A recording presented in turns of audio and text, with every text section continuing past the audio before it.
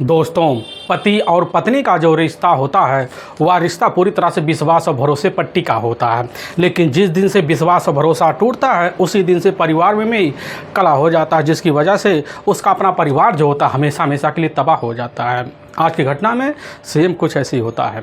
नमस्कार दोस्तों, मैं प्रदीप कुमार आपको इस टेढ़ीभा चैनल पे मैं स्वागत करता हूं। दोस्तों आज की यह जो सच्ची घटना है, यह घटना मध्य प्रदेश और उसी में जाना माना इंदौर जिला भी पड़ता है और उसी के अंतर्गत एक जाना माना इधर कुंज कॉलोनी भी आता है। वहीं के रहने वाले इधर अखिलेश सैनी होते हैं, जिनकी उम्र लगभग 42 साल के आसपास होता है। उनकी अपनी पत्नी भी होती है उर्मिला सैनी, जिसकी उम्र 38 साल के आसपास होता है। अखिलेश सैनी के टोटल अब 2 ही बच्चे होते हैं, जिसमें एक बड़ी बेटी होती है जिसका उम्र लगभग अब इधर 14 साल के आसपास होता है। एक छोटा बेटा होता है जिसका उम्र लगभग 8 साल के आसपास होता है। लेकिन इधर उर्मिला सैनी जो होती है वहीं पास एक पोस्ट ऑफिस होता है, उसी में जाकर मौके पर कर्मचारी तौर पर काम किया करती। लेकिन इधर अखिलेश सैनी जो होता है अगरबत्ती बनाने का ऑनलाइन का कारोबार का एक उसका अपना बिजनेस होता है, जिसकी वजह से उसके पारिवारिक अब खर्चा बर्चा भी चल पाया करता था। अब सुबह जो होते हैं दोनों एक साथ निकलते थे ऑफिस के लिए, रोज़ का वही धंधा होता था। लेकिन 10 जुलाई साल 2026 को अब इधर दोनों जो बच्चे होते हैं स्कूल चले जाते हैं, लेकिन जैसे ही 1 बजे के आसपास अब वापस लौटते हैं अंदर, जैसे ही अब उधर बच्ची घुसती है तो देखती दरवाज़ा तो खुला हुआ, अंदर से बड़ी तेज़ से अब टीवी चलने की आवाज़ आ रही है। वह सोचने लग जाती हो सकती है मम्मी टीवी चलाकर आराम से कोई काम निपटा रही हो, और तभी 14 साल की जो बच्ची होती है बार बार मम्मी कहकर आवाज़ भी लगाती, लेकिन अंदर से कोई रिस्पॉन्स नहीं आता है। तभी अपने भाई को लेकर अब कमरे में जैसे घुसती है तो अपनी मम्मी की जो हालत देखती उसी समय सनस रह जाती, उसके मुँह से अब चीख निकल पड़ती है और तभी चीख की जो आवाज़ होती है पड़ोसी के कानों में पहुँच जाता है। और पड़ोसी जब खबर पाते हैं तो वह भी अंदर जाते हैं, देखते हैं कि अरे इधर उर्मिला सैनी पूरी तरह से ज़मीन पर खून से लथपथ अवस्था में पड़ी हुई। इस तरह के नज़ारे देखकर वहाँ काफ़ी लोग इकट्ठा हो जाते हैं और तभी इसी बीच इसकी जो सूचना होता है उसी वक्त अब वह जो 14 साल की बच्ची है जिसका काल्पनिक नाम पूजा होता है, और वह फ़ोन कर देती अपने ही नाना जो खंडवा के रहने वाले होते हैं। अब सत्यनारायण जैसे ही उसके अपने नाना खबर पाते उसी वक्त अपने बेटे को अपने साथ लेते हैं और ठीक इधर बिना टीम के ही अब कुंज कॉलोनी की तरफ बढ़ जाते हैं। और जैसे ही बढ़ते हैं तुरंत जो होता है इधर पूरे मामले की जो खबर होता है उसी वक्त नज़दीकी थाने में लग जाता है। वहाँ के थाना प्रभारी अब्बी के इधर यादव होते हैं, जैसी खबर पाते अपने दल बल टीम को लेते हैं और इधर एफसीएल की एक टीम भी वहां पहुंच जाती है। तो तरीके से घटना का जब निरीक्षण करके देखती है अब वहां पर खून से लथपथ अवस्था में पड़ी हुई इधर उर्मिला सैनी, जिसके शरीर पर कई जगह गहरे गहरे घाव होते हैं, अनगिनत घाव होते हैं। देख कर ही अंदाज़ा लगता है कि बस करो अपराधी ने अपनी सारे खुन्नस एक ही बार में निकाला है। पुलिस की जो टीम होती है तो तरीके से खड़े वहाँ लोगों से जब पूछताछ करती, अब जब पूजा से पूछा जाता पूजा यही बात कहने लग जाती है कि साहब सुबह का जब टाइम होता है तो उसी वक्त स्कूल जाने का जब वक्त आता है तो हमारे पिता हमसे यही बात कहते हैं कि हम जो होता आगरा जाने वाले हैं तुम्हारे मम्मी को लेकर, और तुम दोनों शाम के टाइम आराम से जो होता अपने मौसी के घर चले जाना। यह बात वहाँ पूजा जब कहती है, कहने के बाद जो होता है फिर दोबारा दोहराती है, कहने लग जाती है कि जब स्कूल से लौट के आते 1 बजे तो साहब इसके बाद मम्मी को इसी हालत में देखते हैं। सारी बात बतला देती है, लेकिन तभी पता चलता है कि इस घर में अखिलेश सैनी का पता ही नहीं। पुलिस का शंका और बढ़ जाता है। अब बिना किसी हीरा वाली पुलिस की जो टीम होती है पुलिस वहीं बॉडी का पंचनामा भरती है और पोस्टमार्टम के लिए भिजवा देती है। अब इधर अखिलेश को तलाशी करने के लिए पुलिस की टीम लग पड़ जाती है, काफ़ी खोजबीन करती है। लेकिन तभी अब पूजा के द्वारा यही पता चलता घर में आए दिन जो होता है अखिलेश सैनी और उर्मिला यानी कि उसकी अपनी मम्मी और पिता के बीच झगड़े तकरार हुआ करते थे। पुलिस की टीम समझ जाती है।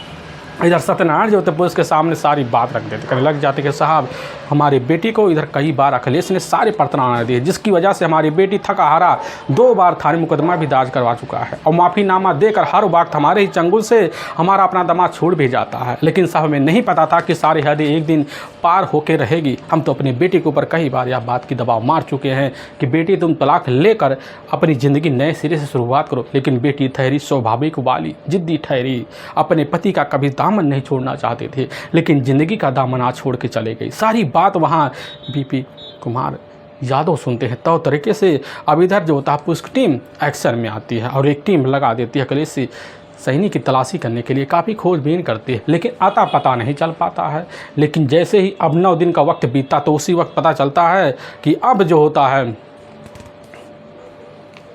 जो इधर तौर तरीके से एक गाजवा सौदा और पवई की तरफ जाने वाला कैबिन टैंक रेलवे फाटक होता है, उसी के 925 पिलर नंबर के सामने कूदकर अखिलेश सैनी ने आत्महत्या कर ली है।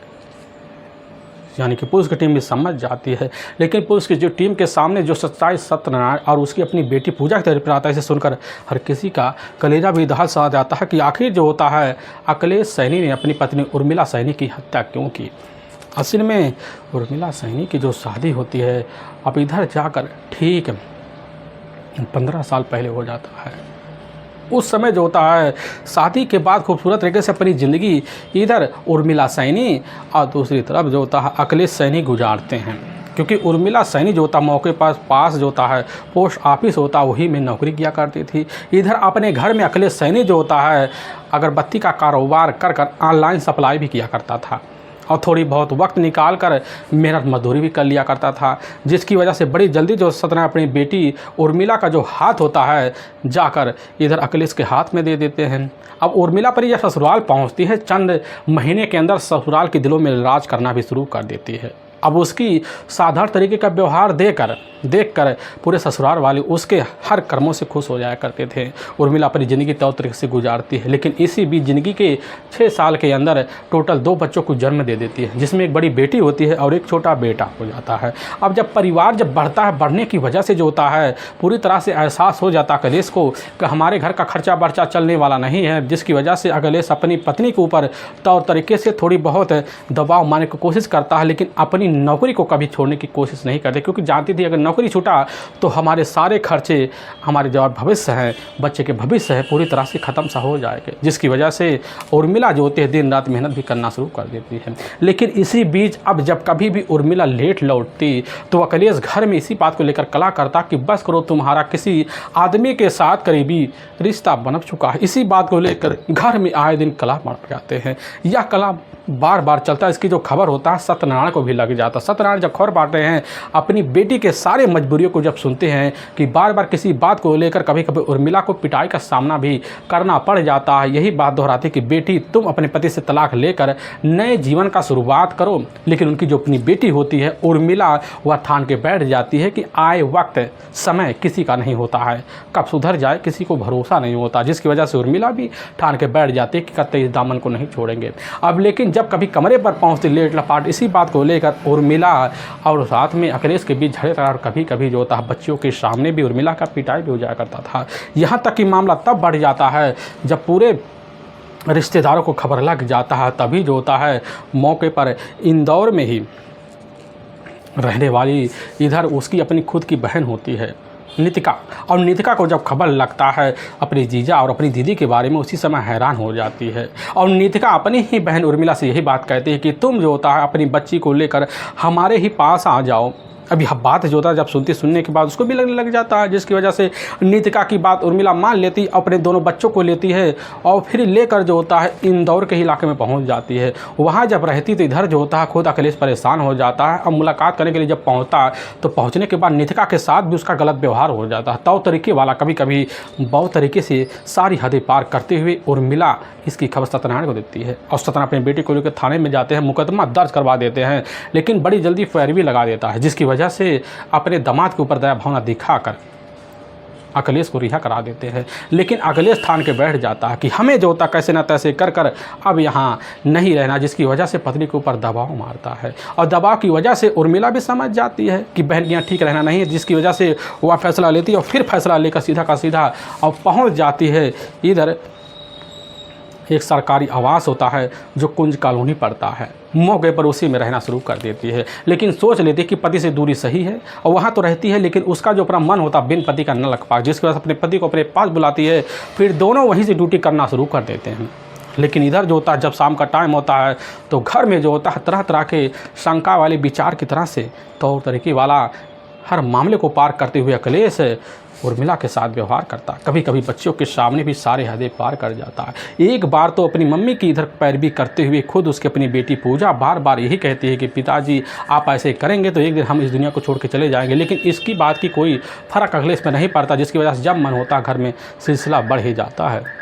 और तभी एक दिन जैसे 10 जुलाई साल 2026 का वक्त आ जाता है। अब शाम का जब टाइम होता है, शाम के टाइम में इधर घर में दोनों के बीच इतने झगड़े तकरार होते हैं कि गला की कोई सीमा नहीं पनप पाती है। लेकिन शाम का जब टाइम होता है तो खाना घर में ना बनने की वजह से अखिलेश ऑनलाइन खाना मंगा लेता है और बच्चों को खिलाता है और फिर जाकर अपने कमरे में सो जाता है। अब सुबह का जब टाइम होता है, सुबह के टाइम में अब अखिलेश के मन में काफ़ी खतरनाक प्लान आ जाता है। उसी प्लान के तहत दोनों बच्चों को स्कूल भेजते हुए कहने लग जाता है कि तुम शाम के टाइम अपने मौसी के घर चले जाना, क्योंकि हम अपने पैतृक शहर इधर भोपाल जा रहे हैं।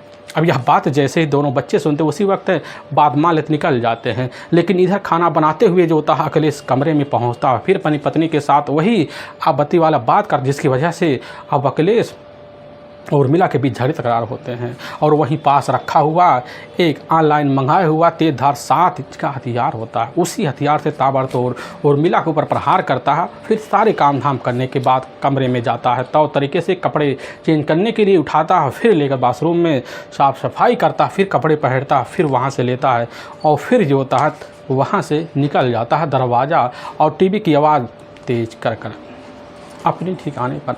लेकिन अपने आप को काफ़ी तो तरीके से गिरा हुआ महसूस कर 9 दिन बाद आत्महत्या कर लेता है। लेकिन यह सच्चाई हर किसी को हिला भी जाता है। तो उसकी जो टीम होती है अब दोनों बच्चों को उनके नाना नानी के हवाले भी कर देती है। लेकिन वाकई में दोस्तों हर किसी को यह घटना ज़रूर झकझोर जाता है। दोस्तों हमें इस घटना का सुनाने का जो उद्देश्य है किसी के दिल को ठेस पहुंचाना नहीं है, बल्कि आपको यह बताना कि आप जहां भी रहें आप सावधान और सतर्क जरूर रहें। फिर मुलाकात होगी, तब तक के लिए जय हिंद और जय भारत।